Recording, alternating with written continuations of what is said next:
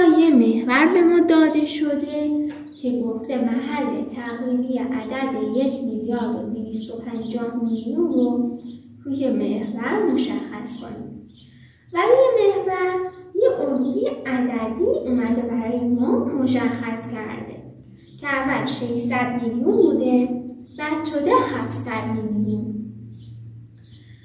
دقت میکنم ببینم کدوم مرتبه تغییر کرده. از سمت راست به سمت چپ یه رقم نگاه میکنم. اگه نگاه کنم میبینم رقم صدگان میلیون من تغییر کرده.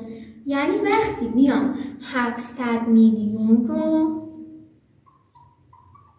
منهای 600 میلیون بکنم جوابش میشه 100 میلیون. خب پس این الگوی عددی من 100 میلیون پیش رفته، یعنی به اضافه 100 شده. من میام با یه فلش مشخص میکنم به اضافه 100 میلیون شده. به صورت فارسی ریاضی هم مینویسم و بعد میام الگوم رو ادامه میدم. من برای اینکه کلیپ طولانی نشه اومدم الگو رو ادامه دادم. توی الگوی عددی 900 میلیون به اضافه 100 میلیون میشه 1 میلیارد.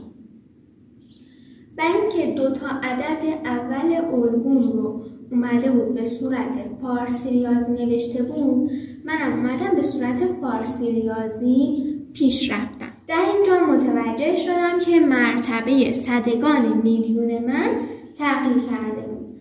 نگاه به عدد 1,250,000,000 میکنم و مرتبه صدگان میلیونش رو پیدا میکنم. قبل از اون باید بیام عددم رو طبقه بندی کنم.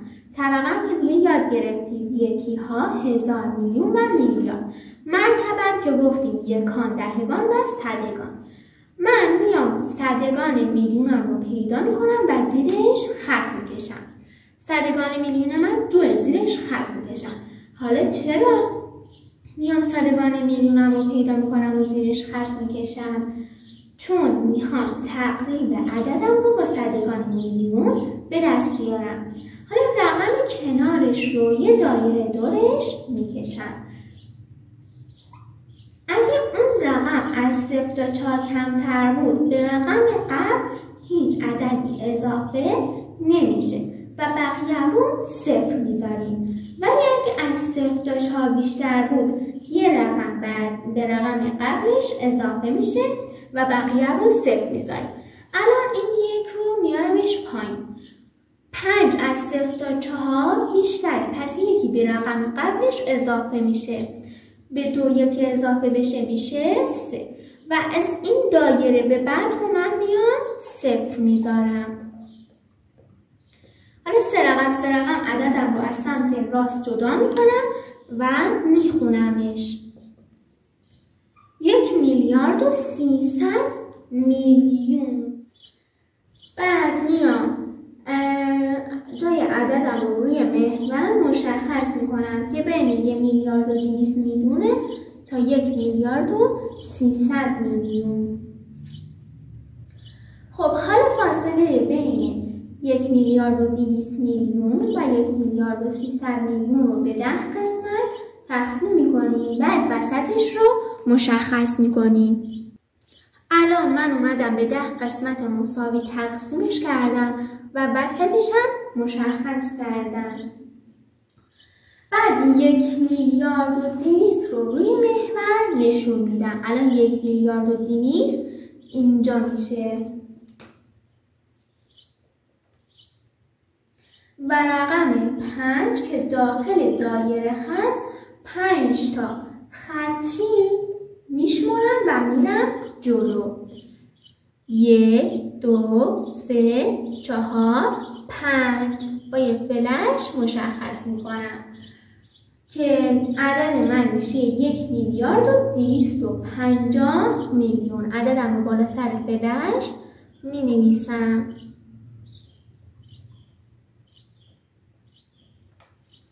مرحله بعد به من گفته که نقطه‌ای که با فلش مشخص کرده محل تقریبی چند هستش. میبینم فلش هم بین عدد 900 میلیون تا 1 میلیارد. خب میام مرتبه صدگان میلیونم که 9 هستش رو بالا می نویسم. اول 900 میلیون رو می نویسم.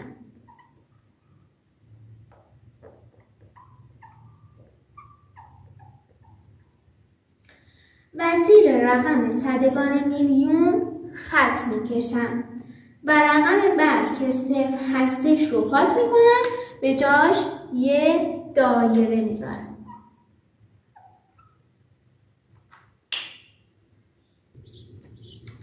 حالا وسط 900 میلیون تا 1 میلیارد رو 10 قسمت میکنم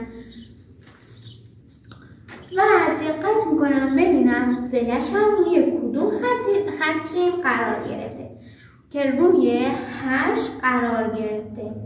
حالا برای اینکه بدونم درست هستش یا نه 8 رو داخل دایره قرار میدم.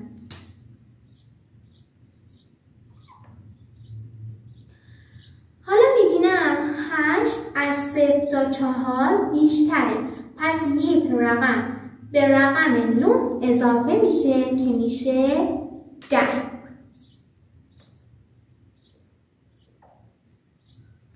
و به جای بقیه هم 0 میذارم، یعنی از این دایره به بعد 0 میذارم.